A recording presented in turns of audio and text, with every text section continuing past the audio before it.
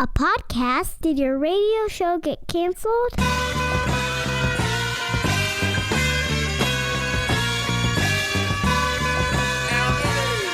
Fire. Low down and filthy, but the discipline is on point. Schooled myself, made my own dojo. A cold flow with the whole dose of soul. Maintain composure, even in fury. An anomaly, properties undiscernible to me. This week on the Pete the Planner Show, we answer your money questions. Why?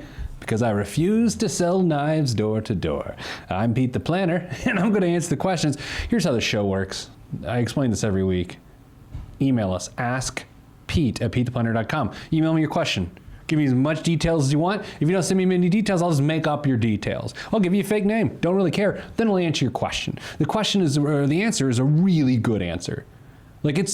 I can't think of anyone else that you'd rather have answer your question than me, although I'm biased. Here are the 3 questions we're answering this week. We got a do I have enough money to retire question. Oh, hi, Nicole. Nicole's joins us on the show. Hi, Nicole. Hello, hi. Okay, I'm going to let you choose what order we go in. Ooh. Okay, so we got do I have enough money to retire? I got a rolling over a Roth 401k question and a too much house question. House question. Where do you want to start? I would like to start with too much house. Too much house is where it is. This email is from a guy named Jay. As I open it up here on the Pete the Planner laptop, how do we get that sponsorship? You buy a laptop. Dear Pete, I recently came across your article, linked below. I like when people send me links of my articles, because then I get extra clicks. We recently built a new 4-bedroom home where the payment is roughly 30 to 35% of our monthly income. We have 1 child already in daycare at $1,000 a month and currently fund our retirement accounts at 15% and pay extra on principal on the mortgage each month to pay it off within 15 to 20 years. We're in the Minneapolis area. Wife and I are 34 and 31 years old. Our gross income annually is $165,000. Our house is worth $430,000. We owe $370,000. Home equity is $58,000. Emergency funds $25,000. We have $150,000 in retirement savings. So while we can afford this home, we don't want to afford something this large and expensive. We have buyer's remorse, as they call it. And then we moved way too fast to build a home versus buying a less expensive existing home. We could certainly grow into this house as is, but the thought of 2 to 3 daycare payments and other cash flow concerns on top of this large mortgage payment is worrisome. You know, Nicole, if you look at the word worrisome, it's a strange looking word. It is. worrisome. It's like, I think that's wrong, but it's not. It's just a weird looking word. It makes me worrisome about the word worrisome. We are seriously considering selling our brand new home. We bought it in late 2017 next spring to search for an older, smaller, less expensive home to downsize our mortgage and tax outlay each month. Our cash flow reduction goal is around $500. New housing payment would go down to $2,000 from where we are at $2,500. We decided to do this for the following reasons. Number 1, to reduce stress. Number 2, to reduce the property tax burden. Number 3, because we can have 2 or 3 more kids. Number 4, to reduce my wife's working hours. Just so you know, you have 2 to 3 more kids. Your wife is going to be working 168 hours a week. With the kids. And then number 5, do all the above while being able to maintain 15% contributions to retirement. Are we insane? Should we sell and downsize or give it more time in this new home? I would love to hear your take on the situation. Look, that's all the time we have for this week. It's a long question. It was. It's a long question, okay. But I appreciate all the numbers. We need all the details. That's what I said at the beginning of the show. If you don't give me details, I'll make them up. And right. So this person gave them all to me. What was his name again? Jay. Wait, the first name, you know? Yeah. Yeah. Okay, listen, here's the thing. Move. Absolutely move. That's a no-brainer to me. I don't know. It's not, I have never in my life seen someone move to solve a cash flow problem in which the move didn't solve the cash flow problem. It's funny, you talk about this and I automatically think of a good friend of yours. Yes. We talk about this all the time because it's the most perfect example. It's the hardest thing to do. We're so emotionally attached to our home. We have like signs, like crafty signs that say like home is where the heart is and home sweet home. And some of these are like Aerosmith songs. And like they're very emotional places. You sleep there. We get it. I read a fact the other day that the average home has 10,000 spiders in it. I read that literally as I was going to bed last night. So if you think about it from that perspective, you want a smaller home because you'll have fewer spiders, Jay. So I would sell the home. Absolutely. Look, I recently have been writing a lot about used cars and driving your car into the ground. Why should a house be any different? Why should we have these palaces that are just expensive, especially when you have equity in them? Like when you have equity in a home, people are like, oh, I have a lot of equity in my home. That's great because eventually you won't have a payment. But until then, all the equity locked up in your home grows at a 0% rate of return. Because the home increases in value no matter what equity you have in it. So if you have more equity in it, doesn't mean it grows any faster, and it gets a 0% rate of return. So like the equity that is parked in your home, it doesn't return anything to you. So to me, I think a home is arguably a terrible investment, especially if you're not looking for it to be an investment. In this case, dude's just looking for a place to fill up with babies. Jay, move. Get out. Yeah, I mean, you made a mistake, but the bigger mistake would be staying there. I don't know.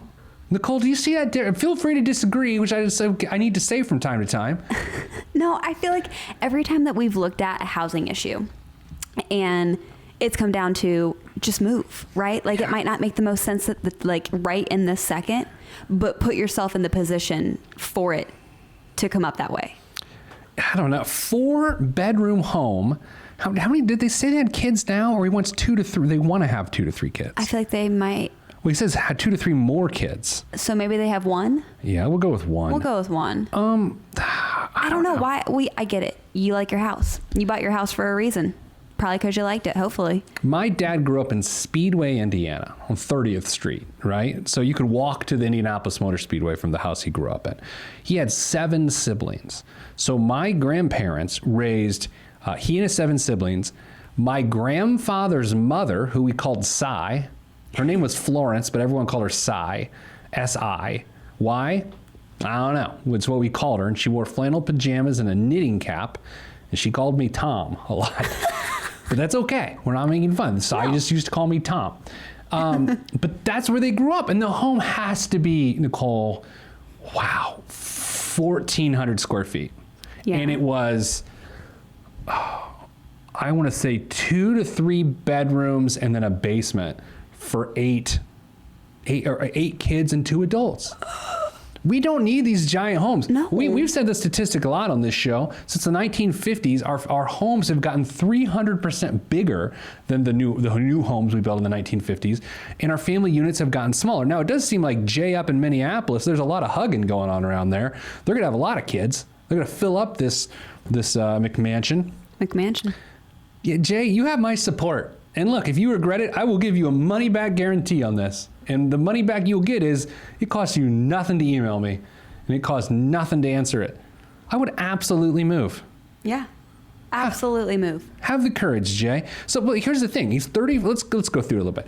He's 34 and his wife's 31. Yeah. Or vice versa. The way he writes it, it's hard to tell. They've got $58,000 in home equity. Great. That sounds like a really healthy down payment on a more affordable home. $25,000 emergency fund. Perfect, beautiful. $150,000 in retirement savings. That is excellent. I mean, 10 years from now, it'll be $300,000 if you don't put another dime in. $2,000 a month in retirement contributions and a college savings balance of $2,000. Absolutely move. Do it. No doubt in my mind.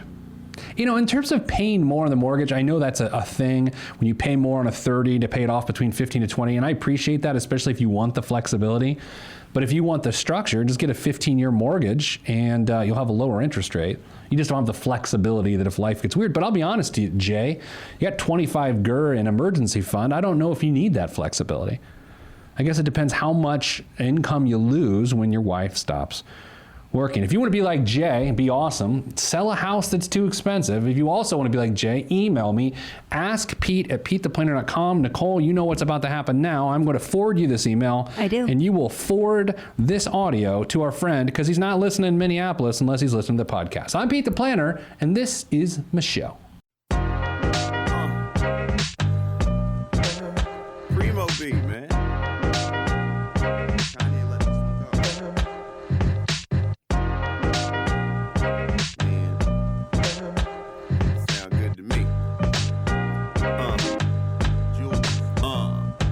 question the right of any man to voice his opinion as strongly as any can. But then again, many men are citizens of their own little world, so they ain't really fitting in. I'm in the background blending in, camouflaged by the scenery, but I'm a champion. Revamp the camp again. Put down Back on the Pete the Planner show. I am the aforementioned Pete the Planner.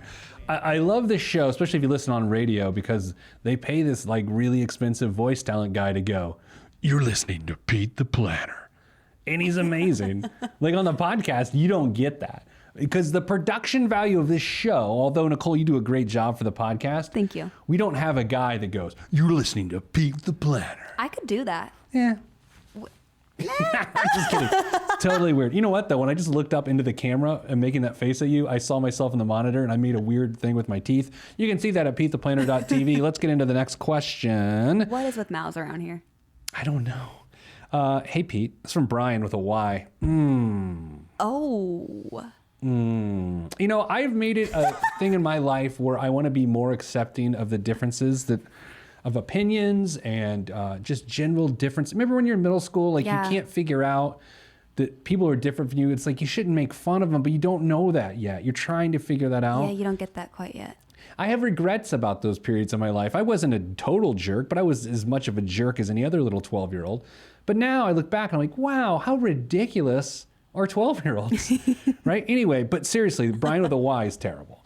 All right, Brian, I'm 24. I recently left my first job out of college. During my almost 2 years at this company, I saved over 22,000 American dollars in a Roth 401k. Now that I no longer work at this company, I want to roll out that 401k into my personal Roth IRA, which already has around $35,000 in it. If you're doing the math at home, brother's got $57,000 saved for retirement, and Nicole, he's 24 years old. Wait, what? Yeah. Wonder if he's single. What do you think? You mean to check him out? I think I'm good. All right. And in my mind, there's no downside to doing this, as it will allow me to have access to thousands of lower fee funds instead of being constricted to the 40 below average funds that are currently in the Roth 401k. I graduated with a degree in finance. Here's the thing. I say finance. What do you say? Finance. Finance. Finance. Finance? Finance. Finance. Finance. And I've always been very involved in my financial life. In my mind, there's no reason not to roll out this 401k to a Roth IRA, but I just wanted to check out and get your opinion. Thanks in advance, Brian with a Y. Thanks, Brian with a Y. Okay, so first of all, Brian, kudos, dude. I sound like Michelle Tanner. I was gonna say you sound like me. Yeah, that was a reference to Full House. Full House. Have I ever told you my Mary-Kate and Ashley Olsen story? I don't know if I know the story, but I know you have a special relation. $57,000 is very impressive, Brian. You just shake your head. Absolutely roll it into your IRA. Like, okay, so let's teach some stuff. These days, you can have either a Roth 401k or the traditional 401k. The primary difference, is that with a traditional 401k, you don't pay tax right now on the money you contribute to that account. Instead, you get to deduct that contribution from your taxable income. Nicole, using round numbers, yes. Let's say I make 100 GER a year and I want to put $5,000 into a traditional 401k. That means my taxable income is now $95,000 because I don't have to pay tax on the money I put in the 401k. It grows tax deferred, meaning I don't pay taxes as it grows. Till the age of 59 and a half is when I can access it. And when I go to access it, I just have to pay tax on the withdrawals because that's money I've never paid tax on. That is a traditional 401k. That is a traditional IRA. And now we talk about a Roth. A Roth 401k is the same thing as a traditional 401k, except you don't deduct your contributions now. If I make 100 GER and I put $5,000 into my Roth 401k, I have to pay a tax on $100,000 instead of $95,000. But when I take the money out of the Roth 401k, past the age of 59 and a half, I won't have any tax liability whatsoever because I've already paid taxes. Nicole, I feel like that was a really good explanation. That was a really good explanation. Even I followed you. And the same is true with a Roth IRA, right? IRA, if you don't know, is individual. I'm gonna say it wrong. Is an individual retirement account. Individual retirement account. It's not one that is brought to you through your employer. Your 401k or 403b, in this case, a Roth 401k, is an employer-sponsored retirement plan. So, long story short, Brian with a Y, but you know what? You deserve the long story because of that superfluous Y in your name. You know what I mean? Like, it distracts me. Well, yeah, it's like if I had an H in my name. Yeah. Yeah. Mitchell. Yeah. Was that me or was that you? That was me. I'm popular. You are such a broadcast professional. The way you Thank you. silence your devices. Thank It's you. fantastic. We'll talk. As you play with a magnet. I do play with a magnet. Call your money. I can't give the number out over the air, though. Oh. Okay, so anyway, absolutely rolled over. Now, anytime you're considering rolling over a traditional 401k or a Roth 401k into a Roth IRA or a traditional IRA, here's what you need to know. Number one, the current 401k, is it cheap and is it good? If it's cheap and is good, leave it alone. There's zero reason to not leave it alone because it's cheap and it's good investments. And so why pay additional fees? Because a lot of times if you roll into an IRA product, it could be more expensive, especially if an advisor does it for you. Just leave it alone because it's cheap and good. Now, if it's expensive and bad, get it out of there. And like our friend, let's call him Byron. And like our friend Byron has here, let's just say that he gets to choose any funds he wants. Now, I do want to take umbrage with the idea that he now has access to thousands of lower fees. That's true, but you don't need thousands of lower fees. You need one. You need one. Lower funds. You need one lower fee fund. That's it. With thousands, who cares? I think we get really bent out of shape with options sometimes. Yeah. That's why it's funny, and this is going to be old guy talk. So we call this segment "Aging with Peter." Oh. We'll work Let's on call it. this segment "I'm Getting Older." Okay, I used to buy things with all the features, Nicole. You know what I mean? All Like of them? all the features. Like what? Let's say a car. I was going to get a Yes. new car, and I'd be like, well, I want to make sure it has heated seats. I want to make sure it's got the blah, blah, blah. I used to be that person. Or, I mean, car's a bad example. Well, it's a good I do example, love but I need a heated different seats. example. Let's say a computer. Yeah. This computer I have. I could say, well, I want the most RAM and the most gig. I want all these things. But now I'm to this point, I'm like, I don't want all these options because I don't use all these options and I don't Right. want to pay for all these options. Just give me what I need. Yeah. It was like when we got new computers. Right. Brian, you need 1 to 5 low fund fees. You don't need thousands. So don't get too caught up in that. But absolutely roll it into your IRA, your Roth IRA for that matter. $57,000 at the age of 24. You know what I'm going to do, Nicole? What are you going to do, Pete? We are about to... We're going to calculate when that dude's going to be a millionaire. Okay. All right. So how much do you think he's putting in a month? That's pretty aggressive. I'm going to say $1,000 a month. $1,500 a month is what we're going with. Yeah. He's 24. He has $57,000 in there. I have 57 seconds to do this left. Oh my gosh, I'm getting so nervous. He's 24 years old, right? So let's say he's got 43 years till he's 67. Let's change the interest rate.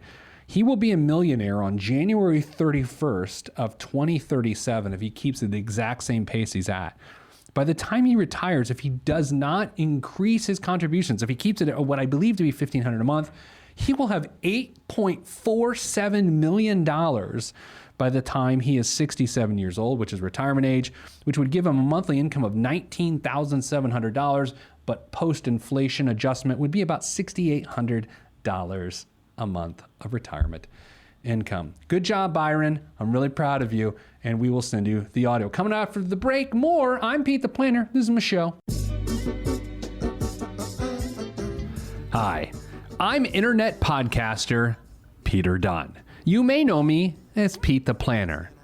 You hear me on the radio and on your podcasting device, but did you know you can also see me on YouTube? That's right. We have a YouTube channel, and we call it PeteThePlanner.tv. We ask you to subscribe so you can catch great shows like Pete's Eats and this here podcast with drawings. But the drawings are made with a video camera. Subscribe today. Cashing in like the end of the game at the casino. I lean so the glare of the rear view don't hit me. Swiftly through the avenues and boulevards. Old soul playing on my speakers. Old soul but young in age, a boss player. Not from the Himalayas. Back on the Pete the Planner Show. Almost didn't know what the show's name was, but that's not unusual. If you want to ask me a question, this is the perfect show for that. Email me, askpete@PeteThePlanner.com. You can listen on the radio. You can listen on our podcast. Just search Pete the Planner on wherever you get your podcast. Or you can watch it on PeteThePlanner.tv. And what you'll notice is from straight on, I'm pretty good looking. However, if I start to turn my head just a couple degrees, I get worse looking the further I go. By the time it is a profile shot from the side, you want nothing to do with me. This question is from Lucy.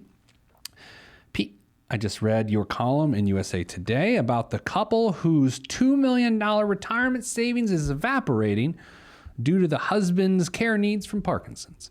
My husband and I also don't have long-term care insurance. What we do have is a living needs rider on life insurance policies for both of us, $100,000 each.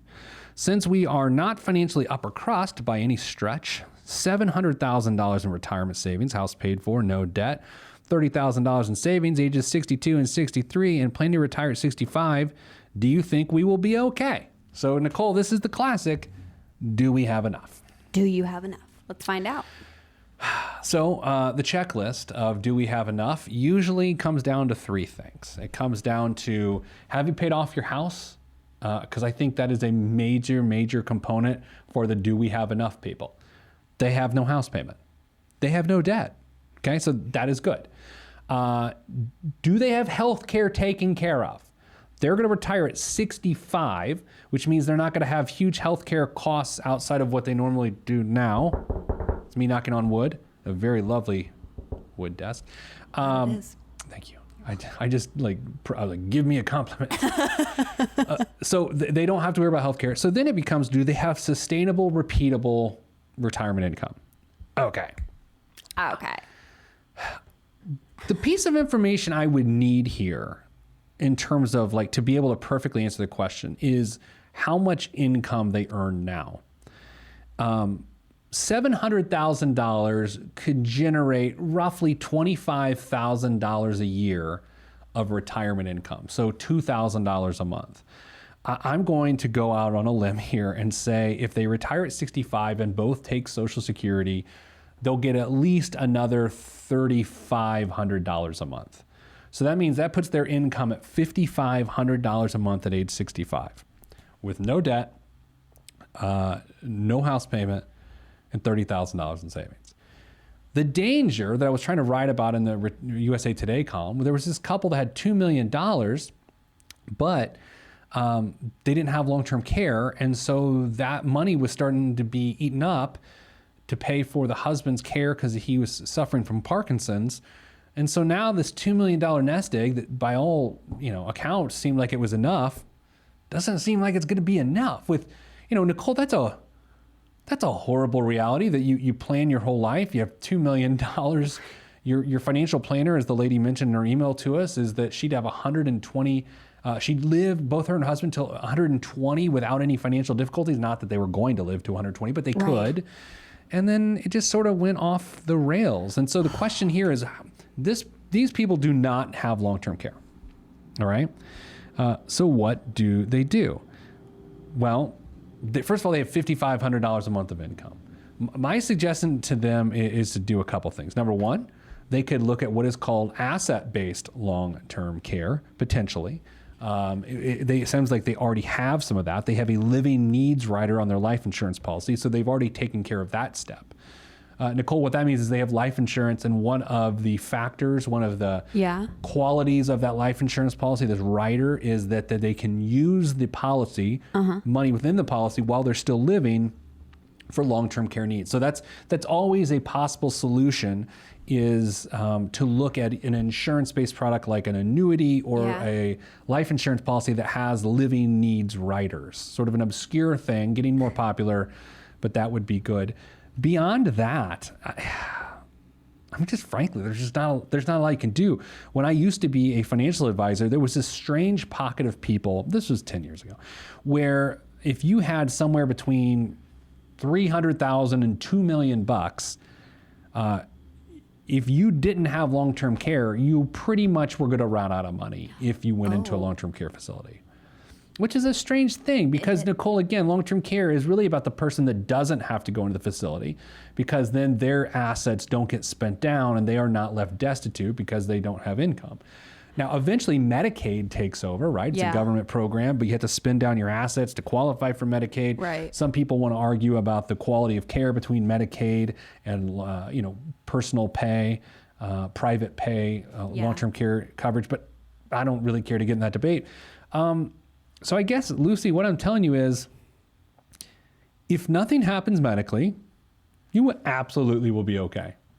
But that's everyone's reality. Without long-term care, that's the bet. I can't with any certainty say, you'll be fine, because I don't know your health and I don't know your family's health. And arguably, the lady that had $2 million may not have known when they were doing all their planning that her husband was going to be diagnosed with Parkinson's. So I think on some level, when we look at situations like this, when people say, do we have enough to retire? Yeah, you do. Lucy, you do. Great job. The fact that you don't have a house payment, you're going to have $5,500 a month of income and very few obligations, that's great. Now, if you have to throw in the additional part of the question of, do we have enough to retire no matter what we're afflicted with and how that affects our long-term care needs? That's impossible to answer. And that's why people try to answer that question with long-term care coverage. The emailer in my USA Today column, they did not have long-term care coverage. So that question got answered because they're bleeding their assets down to pay for the husband's care. Lucy, in your situation, you've somewhat mitigated your risks by buying a life insurance policy that has living needs riders for both of you. I mean, that is a very good move. You may consider doing the same with an annuity with living needs riders, if that is a major concern of yours. Other than that, you've done everything you can do. I mean, at 62, 63, going to retire at 65, there's not a lot left you can do. I mean, sort of, your bed is made, as my dad used to say. So if I would do anything about your situation, short of trying to get a little bit more long-term care protection, I would get that emergency fund up higher. Having only $30,000 in emergency fund heading into retirement is terrifying to me, because the goal in an emergency fund in retirement is to protect your other assets. If you have $700,000 in assets, and we're saying it could generate about $25,000 a year or so in income in perpetuity, you don't want that $700,000 to go away, because then it can't create the $25,000. So the way you prevent it from going away is you have more in your emergency fund. That way, if you have a major weird expense, it's like $10,000 or $15,000, which happens, you don't have to dip into the $700,000, which is otherwise used for generating income. Nicole, does this make sense, or am I just rambling? Yes. No, you lost me for a second, but I'm back. That happens. Not you getting lost, me losing people. Oh. I had a guy get at me on Twitter about this sort of topic on the day that we taped this. We taped this on a Wednesday this week. It's a Wednesday. Weird week with the short week.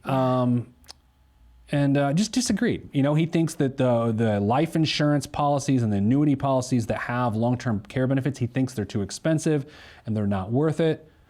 Cool. I mean, that's a great difference of opinion. I don't choose to argue with people or even really debate them. I embrace a difference of opinion. So good job. I think his name was Bruce. I think most people disagree with me are named Bruce. Did you know that? I didn't know that, but... No.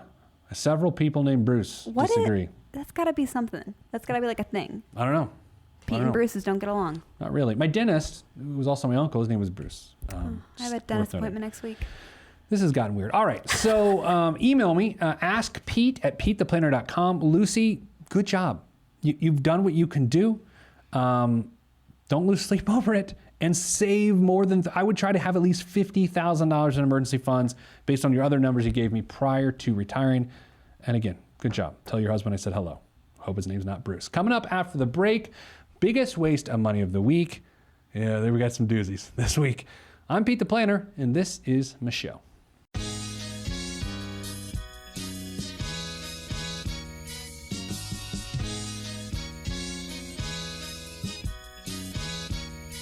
Every day living through the peace of my soul, I remain whole, even in the middle of the pain. Even though my life has the rain, I still remain sane, writing and creating for my life. And my pen is my sword given by the Lord, and I use it to fight the tides of restriction. Sometimes I'm conflicted, find myself looking at the trees too much and can't see the forest. Enemy shall inherit the earth, and I want to inherit something other than the high blood pressure and diabetes. So work is what I gotta do. Stay true to my enemy and water the trees that I sing from, and look out for the lumberjacks running with the gale force wind at my back. Swift and enduring, I remain calm. Swift and enduring, I remain calm. Swift and enduring. This week's biggest waste of money of the week here on the Pete the Planner Show. We have two of them, of course, Nicole. Wow, we got two. I'm going to go with just the one that's just over the top in terms of expensive first. Okay. And then after that, we will go with one that, like, no matter what it costs to be a waste of money. Mm-hmm. Okay. Okay, I don't know either of these, so I'm excited. The first one is the armored 2016 Ford Super Duty F450 truck. U.S. Specialty Vehicles Rhino takes the Ford F450 Super Duty and turns it into a military-styled mobile bunker and command center. What? Despite its intimidating looks, the Rhino is pure luxury inside, far beyond what you'd find on a fully optioned F450. Leather seating, a premium infotainment setup. You know what? I have to tell you, that's my description on LinkedIn. I am a premium infotainment setup. Can I just say that when I heard luxury, I was expecting like velour seats instead of just leather? What do you like better for me, an infotainer or an edutainer? I like edutainer. You like edutainer better? Can we add that to your bio? Oh, cool. Sure. Oh, did we tease last week that I'm about to win a major award, or did we forget? We might have. I think we forgot. I think we forgot too. I'm about to win a major award. I'm just telling you, I've been notified that I won the major award. And I can't tell you what the major award is yet. But the funniest part about winning this award, I won an award for something that I don't do. I've been recognized as the best of something. That's something I legitimately don't do, or I've not claimed that I do. And in winning this award, I'm going to anger every single person who actually does it for a living. Yes, you are. And they're going to think I somehow had something to do with this.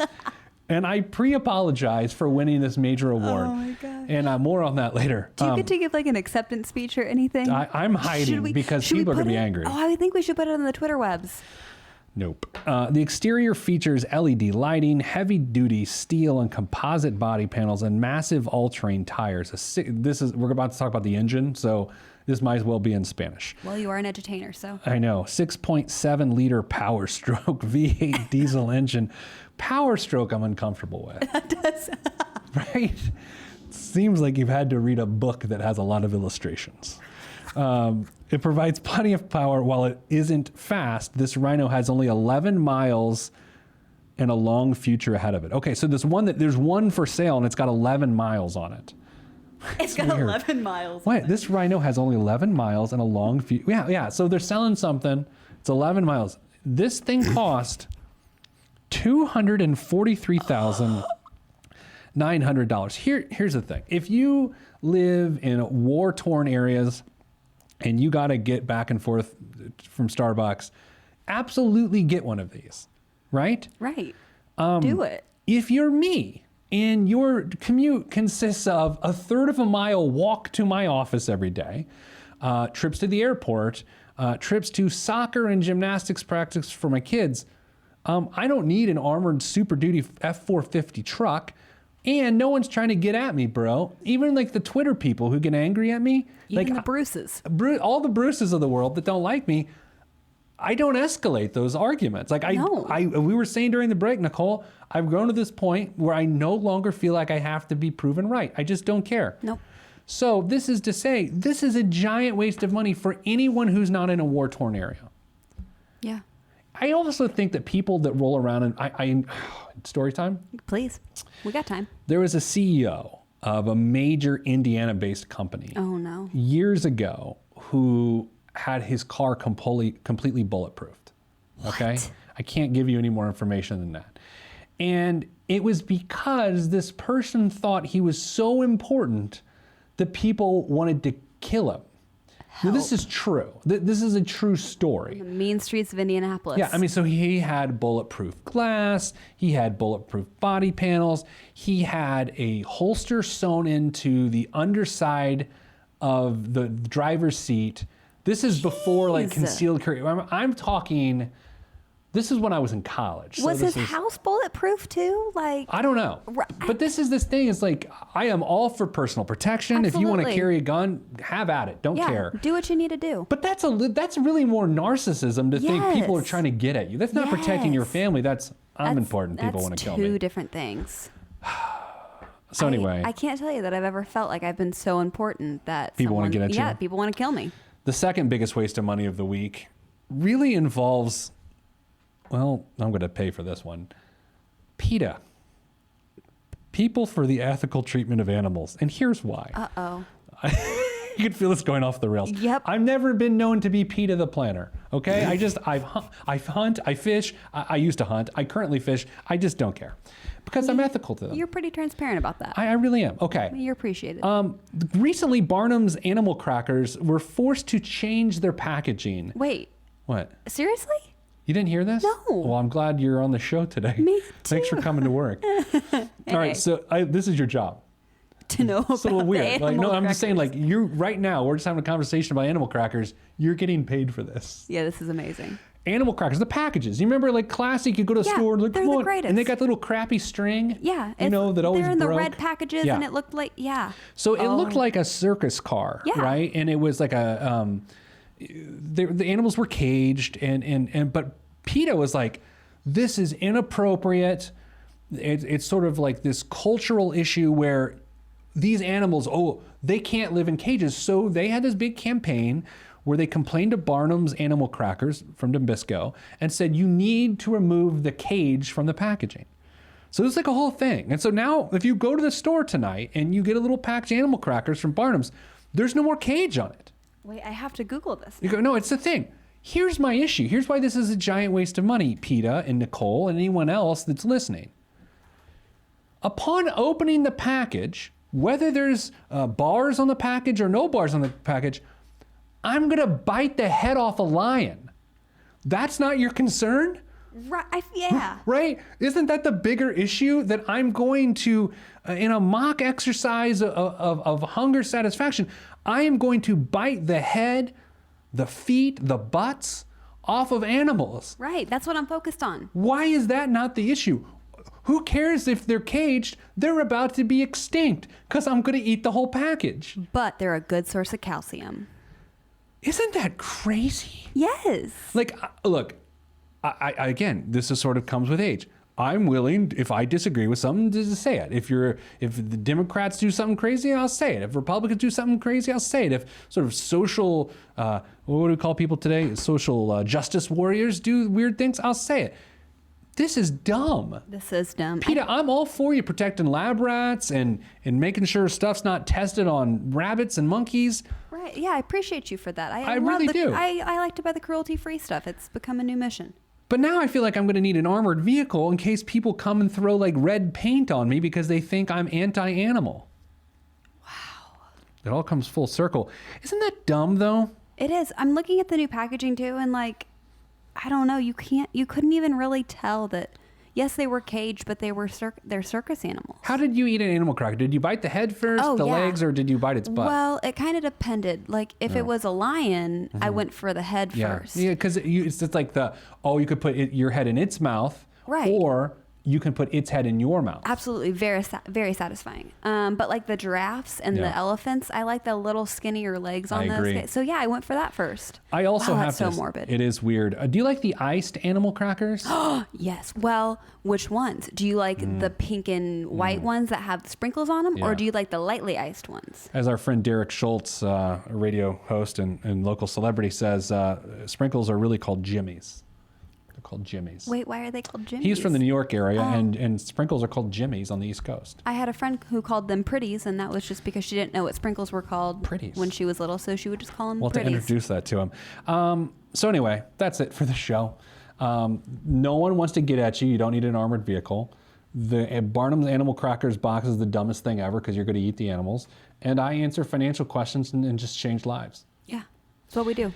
If you want to email me. Yeah, I'll answer your question, and then we'll email you the audio, or you can listen. Ask Pete at PeteThePlanner.com. Nicole is my producer. I am the edutainer, and you are the listener. This relationship has worked well with us for at least 10 years and many more years into the future. I have stalled appropriately now. The show is over. I'm Pete the Planner. This is Michelle. This is for information purposes only. It's not the Swiss financial planning device. Consult a financial advisor. Gave me to my earth family and told me to create, and so I am. Pen in my hand, microphone on the stand, over vinyl I command and demand. Magnificence in an instance, I can make you dance, cry, or love. Fly as a dove, released from Everest. The fresh is fresh, and you can call me E.T. Word to John Tesh. Let me bless this harmonic presentation. It's amazing, so amazing. I'm the reason. Salutations, I bring you love, trying greetings from a faraway land. I am the sole controller. Put the remote down and let me take control. You're now a part of my zone, so enjoy yourself.